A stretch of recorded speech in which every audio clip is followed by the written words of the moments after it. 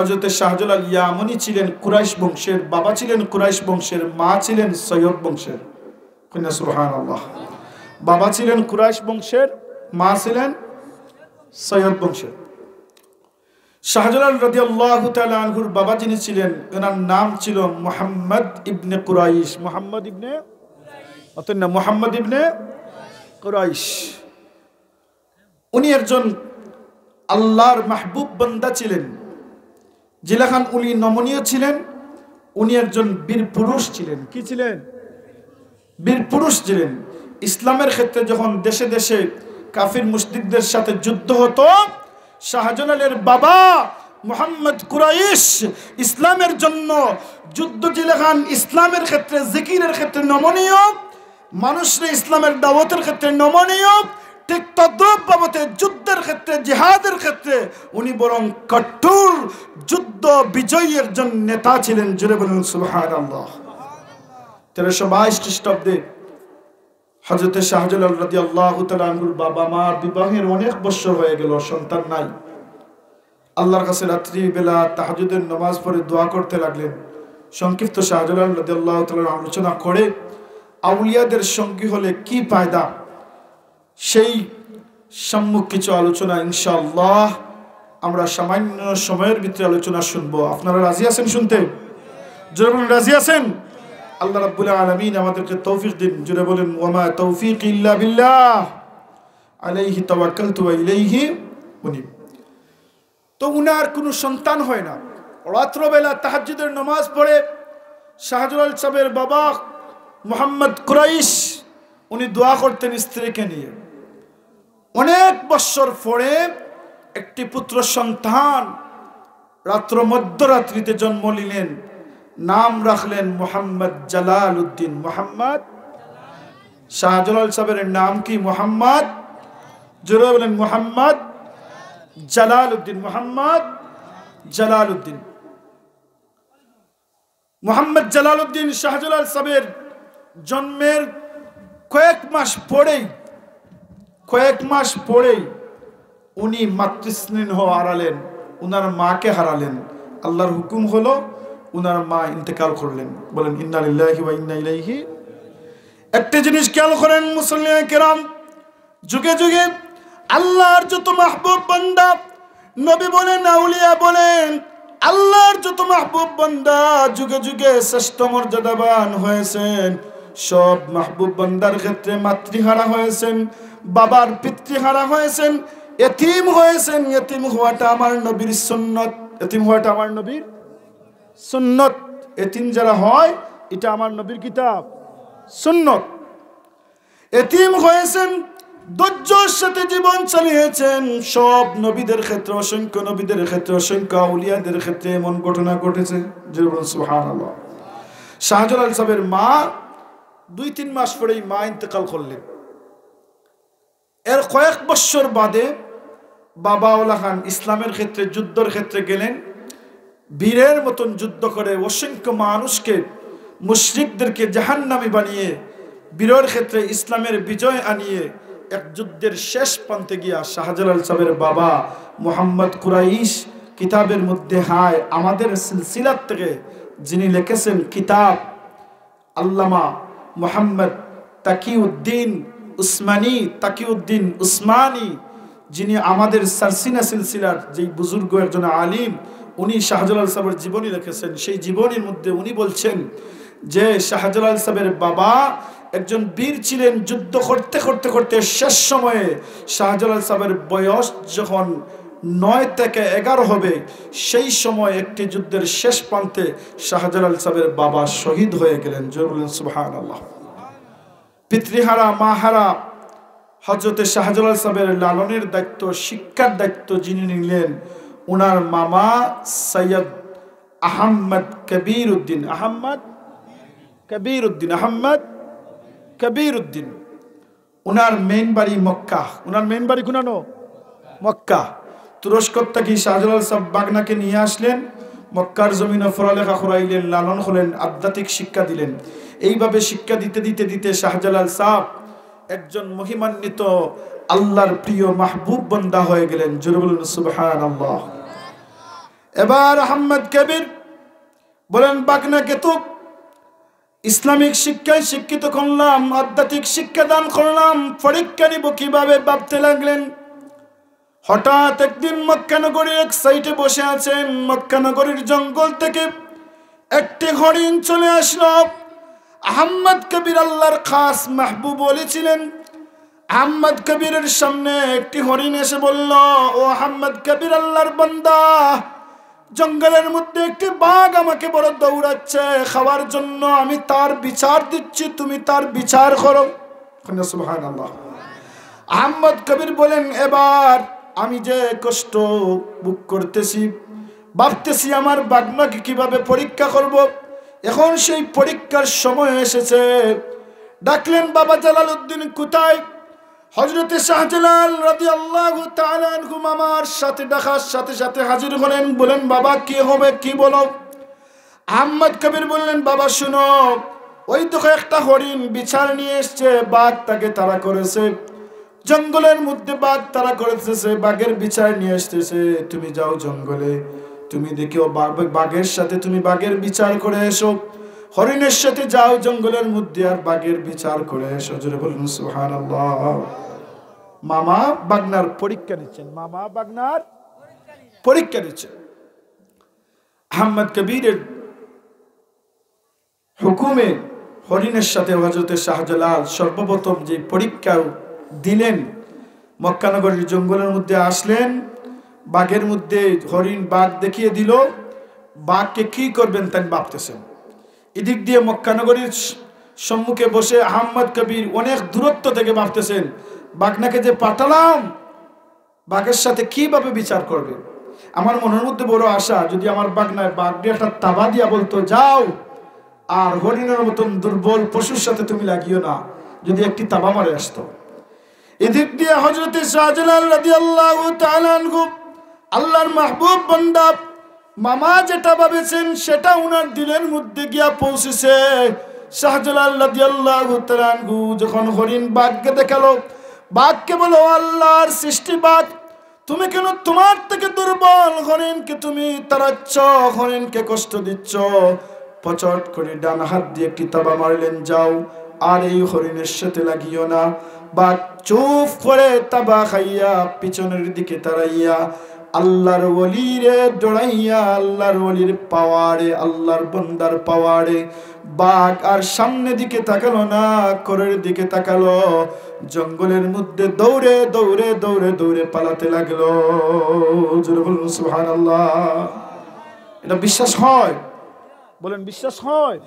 আল্লাহর ওলি যারা, আল্লাহর মাহবুব ওলি যারা, বাঘ কেন, এই পৃথিবীর সমস্ত জমিনের মানুষ সৃষ্টি আল্লাহর ওলিকে ভয় পেতে হবে, আল্লাহর ওলির পিছনে থাকতে হবে, আল্লাহর ওলিকে মহব্বত করতে হবে।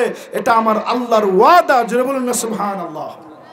কেন বলে আল্লাহ সুবহানাহু তাআলা বলেন, আল্লাহর হাবিব সাল্লাল্লাহু আলাইহি ওয়াসাল্লাম হাদিস শরীফের মধ্যে বলেন, আফতারাতু ইলাইয়া, যখন একজন মুমিন ফরজ নামাজ দাইম ভাবে ফরজ নামাজ পড়ে, ফরজ নামাজ দাইম ভাবে পড়ে, ইলাইয়া বিন নওয়াফিলি, আর ফরজ নামাজের পরে নফল নামাজ সাথে সাথে আদায় করে। কি আদায় করে? নফল নামাজ আদায় করে। নফল নামাজ আদায় করতে করতে হালাল খায়, হারাম পরিত্যাগ করে। আল্লাহর রাসূল বলেন, আল্লাযী আহবাবতা লাহু, আল্লাহর তরফ থেকে ওই বান্দার প্রতি আল্লাহর মহব্বত পয়দা হয়ে যায়, আল্লাহ তাকে বড় ভালোবাসিলেন। বলেন সুবহানাল্লাহ। আল্লাহ বলেন, আমি তাকে মহব্বত করি। কুনতু সামাউল্লাযী ইয়ামসাউ বিহি, আমি এমন মহব্বত আমার ওই বান্দাকে এমন ভাবে করি, ওই বান্দার কান আমার কান হয়ে যায়, যে খান দিয়া আমার বান্দা দুনিয়ার জমিন শ্রবণ করে, মানে শুনে। জোরে বলুন সুবহানাল্লাহ। আল্লাহর যে ওলি, আল্লাহর ওলির খান আর তার নিজের খান থাকে না, এটা কার খান হয়ে যায়? কার খান হয়ে যায়? আল্লাহর খান। সহিহ মুসলিম শরীফের হাদিস।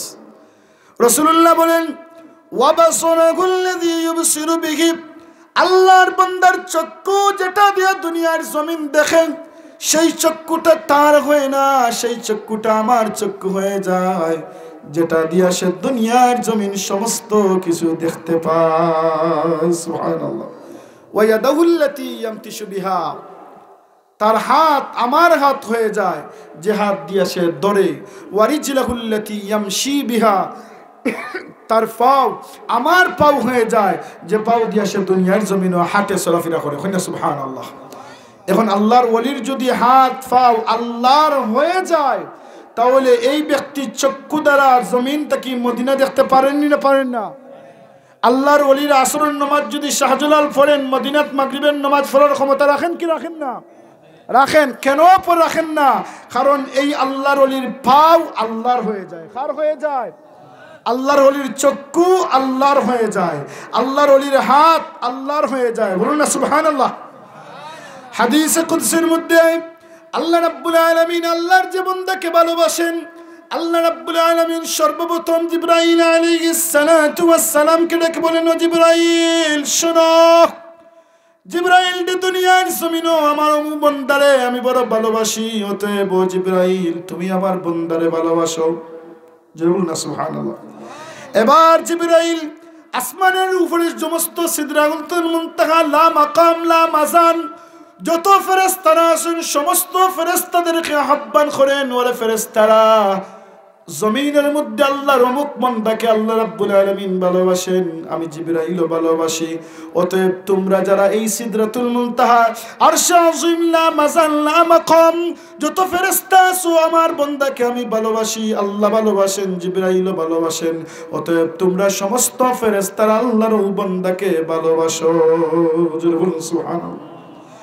এরপরে আল্লাহ রাব্বুল আলামিনের হুকুমে আস্তে আস্তে ভাবে সপ্তম আসমানের ফেরেশতারা জানতে পারেন।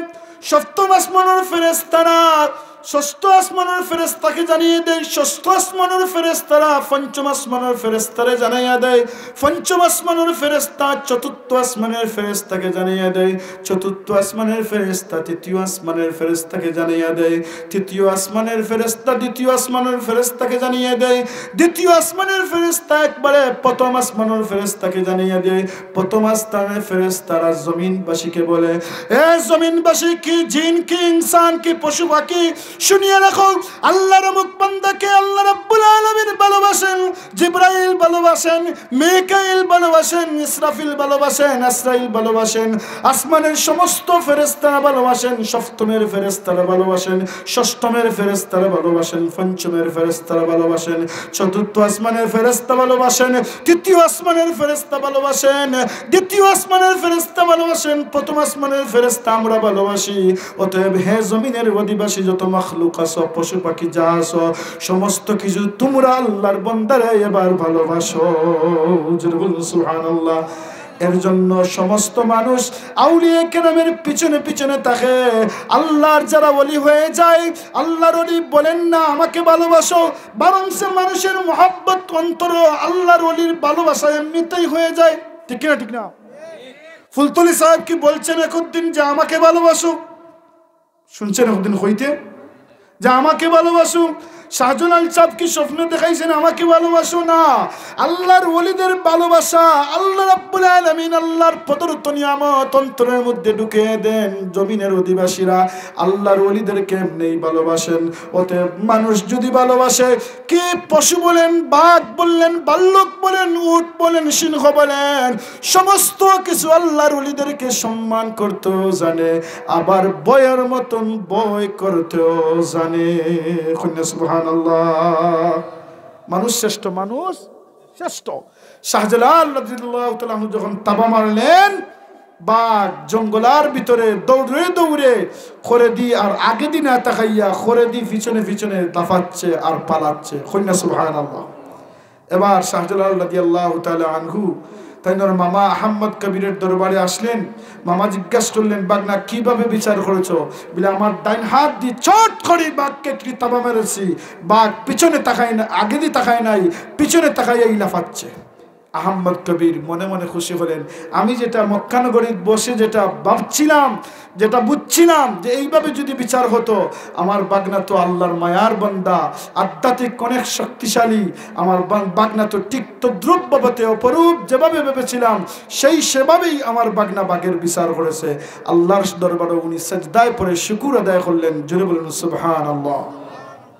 এর কিছুদিন পরে হযরতে শাহজালাল মুজাদ্দিদ ইয়ামানি নিজে স্বপ্ন দেখলেন। কিতা দেখলেন? নিজে স্বপ্ন দেখলেন, হে শাহজালাল, তোমাকে আমি বানিয়েছি না এক স্থানে বসে জিকির করার জন্য, তুমি এখন তৈরি হও, আমার সাথে যারা দুনিয়ার জমিন ও শিরিক করে, যারা গুমরা বিপদগামী মানুষ, বেফতি আছে, মূর্তি পূজা করে, দেবতা করে, গরু পূজা করে, যারা আমার সাথে শরিক করে, বিপদগামী মানুষ, মুশরিক মানুষ হল, এই সমস্ত মানুষদেরকে, আমার বান্দাদেরকে আলোর পথ দেখাও। সেই পথের দাওয়াতি পথের বীর হিসাবে আমি তুমি শাহজালালকে আমি তোমাকে কবুল করে নিলাম। বলুন সুবহানাল্লাহ। শাহজালাল সাহেব স্বপ্নে দেখিয়ে ঘুম থেকে উঠলেন, সকালবেলা মামার কাছে ভাবলেন, মামার কাছে স্বপ্নের কথা বললেন। স্বপ্নের শেষ প্রান্তে দেখলেন যে শাহজালাল রাদিয়াল্লাহু তাআলা আনহু হিন্দুস্তানের বিপদগামী মুশরিক হলতরে আল্লাহর হেদায়েতের দাওয়াতের জন্য উনাকে আল্লাহ রাব্বুল আলামিন নিযুক্ত করেছেন, আদেশ করেছেন, শাহজালাল তুমি হিন্দুস্তান যাও আর মুশরিকদেরকে তুমি মুসলমান বানাও। জোরে বলুন সুবহানাল্লাহ। শাহজালাল রাদিয়াল্লাহু তাআলা আনহু আহমদ কবির উনার মামার কাছে স্বপ্নের ব্যাখ্যা করলেন।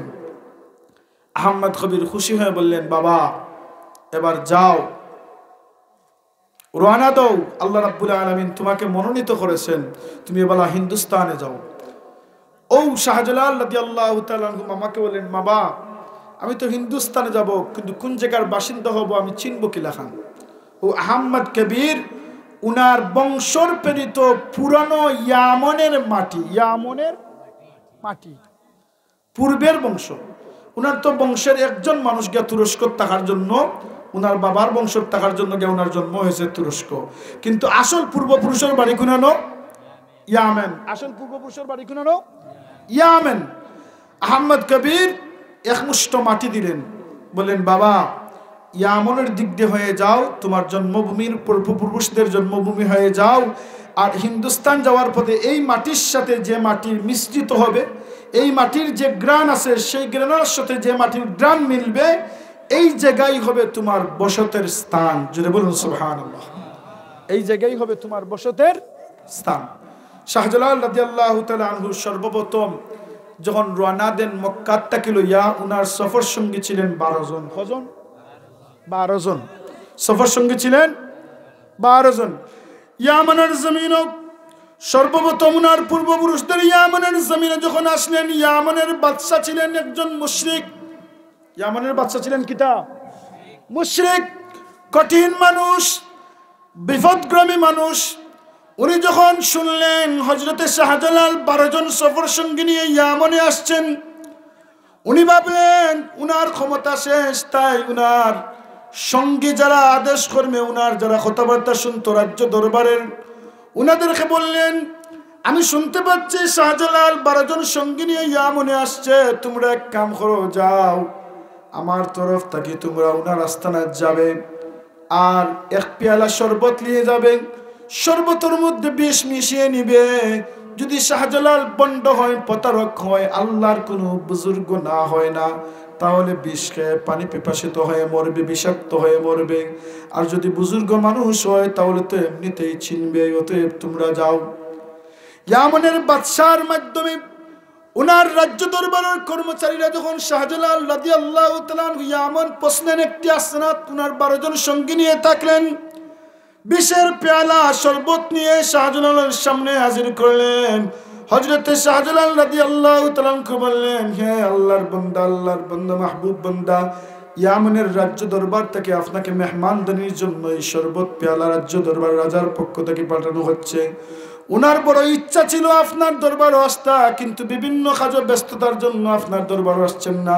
তবে উনার পক্ষ থেকে মেহমানদারির জন্য আপনাকে কিছু আঞ্জাম, খানাদানার আঞ্জাম দিয়েছেন, আপনি খাবেন। কি কৌশল! শাহজালাল রাদিয়াল্লাহু তাআলা আনহুর সামনে যখন খানা দানা দেওয়া হলো, খানা দানা পান করলেন, যখন শরবত দেওয়া হলো, শরবতের পেয়ালার মধ্যে উনি দেখতে পেলেন বিষ। রাজ্যের কর্মচারীদেরকে ডেকে বললেন, ও রাজ্যের কর্মচারীরা শোনো, তোমরা যে শরবত মেহমানদারির কথা বলে কৌশল করে আমাকে বিষ খাইয়ে হত্যা করার জন্য ষড়যন্ত্র করেছ, শুনে রাখো এই বিষটা আমার জন্য মধুর মতো আর দুধের মতো নিয়ামত হয়ে যাবে, কিন্তু এই বিষের আঘাতে তোমাদের রাজা ধ্বংস হয়ে যাবে। নাউজুবিল্লাহ। বিষ আমার কাছে দুধের মতন হয়ে যাবে, সুবহানাল্লাহ। আর যে বিষ তোমাদের রাজায় আমাকে খাওয়াইতে চাইছিল, সেই বিষে বিষাক্ত হয়ে রাজা মারা যাবে। রাজা কর্মচারীরা যখন শাহজালালের আস্তানার থাকি ইয়ামনের রাজ্য দরবারও গেলা, যা শুনতে পাইলা রাজা হাসৌ বিষাক্ত হয়ে মেন্টালিত হয়ে বিষ পানিত করে রাজা জাহান্নামের প্রতীক হয়ে ইন্তেকাল করেছে। কিতা করেছে? ইন্তেকাল করেছে। রাজার বাদশার ছেলে ছিল আহমদ আলী নামে একটা যুবক। এই যুবক আবার আল্লাহবীর ছিল, ইসলামের প্রতীক ছিল। শাহজালাল রাদিয়াল্লাহু তাআলা আনহুর সামনে আইয়া ইমান আনায়ন করলো আর বলল, আপনি আপনার সফর সঙ্গী হিসাবে আমাকে কবুল করেন। শাহজালাল রাদিয়াল্লাহু তাআলা বলেন, মুহাম্মদ আলী, আমি তোমাকে আমার সফর সঙ্গী করব না। তোমার বাবার দরবারে, রাজ্য দরবারের উপযুক্ত পাত্র তুমি, উত্তরাধিকারী তুমি। তুমি আমাদের রাজত্ব চালাও, তবে রাজত্ব কায়েম করতে গিয়া সঠিক ন্যায় পরায়ণ হয়, সঠিক শাসক হয়, সত্যের পথে মানুষকে আদেশ করিও, অসৎ পথে মানুষকে নিষেধ করিও, নরমভাবে মানুষকে, রাজ্যের মানুষকে চালিও, নিজের স্ত্রীর সাথে সুন্দর ব্যবহার করিও, আল্লাহর ভয় করিও, আর রাজ্য সিংহাসন বয়ে সিংহাসনের চার পেয়ে আল্লাহর দয়া আর জিকির ভুলিও না, নরমভাবে মাঝে মাঝে আমার আল্লাহর নাম লইও। সুবহানাল্লাহ। মুহাম্মদ আলীকে থইয়ে রাজ্যের দরবারও বাবার উত্তরাধিকারী হিসাবে থইয়া ইয়ামন থেকে হযরতে শাহজালাল 12 জন সঙ্গী লইয়া হিন্দুস্তানের দিকে রওনা দিলেন। কোন দিকে রওনা দিলেন? মুহাম্মদ আলী মাত্র, হে যুবক, আজ আমরা সামান্য তরতাজা একটু ক্ষমতায় গেলে শরীরের পাওয়ার বাড়ি যায়, মাসানা আছেন না? কিন্তু মুহাম্মদ আলী ইয়ামনের বাদশার ছেলে, সিংহাসন পাইয়া কিছুদিন মাত্র তাকিয়া হইল, আমি যদি আরো সিংহাসনে থাকি তাহলে আমার ইমান, আল্লাহর দয়া আমার উপর নসিব হইতো না, আমি পারতাম না, টিকতাম নাই। সিংহাসন সারিয়া পাগল ফারা হইয়া যে শাহজালাল 4-5 দিন আগে রওনা দিয়েছেন হিন্দুস্তানের জন্য, ও শাহজালালের মহব্বতে একটা রাজার ছেলে, রাজা যে কি রাজা, তার রাজত্ব সারিয়া শাহজালাল রাদিয়াল্লাহু তাআলা আনহুর সফর সঙ্গী হওয়ার জন্য সে তাড়াহুড়া করে দেশ ছাড়িয়া, মাতৃ ছাড়িয়া, বিবি সারিয়া, রাজত্ব সারিয়া শাহজালালের সফর সঙ্গী হওয়ার জন্য রওনা দেওয়া আরম্ভ করলো। সুবহানাল্লাহ। অনেক দিন যাওয়ার বাদে হিন্দুস্তানের দিল্লির ডুববার আগে মুহাম্মদ আলীর সাথে শাহজালাল রাদিয়াল্লাহু তাআলা আনহুর সাক্ষাৎ হয়ে গেল। সুবহানাল্লাহ। শাহজালাল জিজ্ঞাসা করলেন, তুমি কেন রাজত্ব সারিয়া আইছো? বলে, হ্যাঁ, আল্লাহর ওলি, আল্লাহর প্রিয় বান্দা, আমি যদি আরো কিছুদিন সিংহাসনে থাকতাম তাহলে আপনার সোহবত পাইতাম না। আপনার সোহবত পাওয়ার জন্য দয়া করে আমি রাজত্ব ছাড়িয়ে আইছি, আল্লাহর দয়া পাইবার জন্য, আপনার সোহবত পাইবার জন্য আমাকে আর ইয়ামনে পাঠাবেন না, দয়া করে আপনার সঙ্গী হিসাবে আমাকে কবুল করেন। সুবহানাল্লাহ। শাহজালাল মুহাম্মদ আলী ইয়ামনের বাদশার ছেলেকে সফর সঙ্গী হিসাবে কবুল করলেন। সুবহানাল্লাহ। এইভাবে সংক্ষিপ্ত আকারে নিজামউদ্দিন আউলিয়ার সাথে দেখা হলো। নিজামউদ্দিন আউলিয়া রহমতুল্লাহি আলাইহিও শাহজালালকে পরীক্ষা করলেন শরবতের মধ্যে বিষ মিশিয়ে। শরবতের মধ্যে কি মিশিয়ে? এটা পরীক্ষা করলেন। শাহজালাল সাহেব চিনলেন, উনার সৈন্যদলকে আবার পাল্টা প্রশ্ন করলেন। নিজামউদ্দিন আউলিয়া ভুল বুঝাবুঝির কারণে বিষ কৌশল দিয়া পরীক্ষা করার জন্য শাহজালাল সাহেবের কাছে মাফও চাইলেন, অনুতপ্ত হইলেন। সুবহানাল্লাহ। এবার এদিক দিয়ে আমরা সিলহট শহরও গৌরবিন্দর কারণে বুরহানুদ্দিন জৈন এই মজলুম নির্যাতিত হতে লাগলেন। উনি একবার দিল্লিত গেলেন, ভারতের জমিনও গিয়া ভারতের তৎক্ষণাৎ শাহ সিকন্দর যিনি বাদশাহ ছিলেন উনার উত্তরাধিকারী কিছু মুসলমান ছিলেন, উনাদের কাছে ভারত গিয়া বিচার চাইলেন যে সিলেটের মানুষ, সিলেটের মুসলমান কিভাবে গৌরববিন্দুর কাছে নির্যাতিত মজলুম আছে, এর জন্য কিছু সৈন্যদল ফাটার জন্য। তো ভারতের সেই শাহ সিকান্দার রহমতুল্লাহ আলাইহির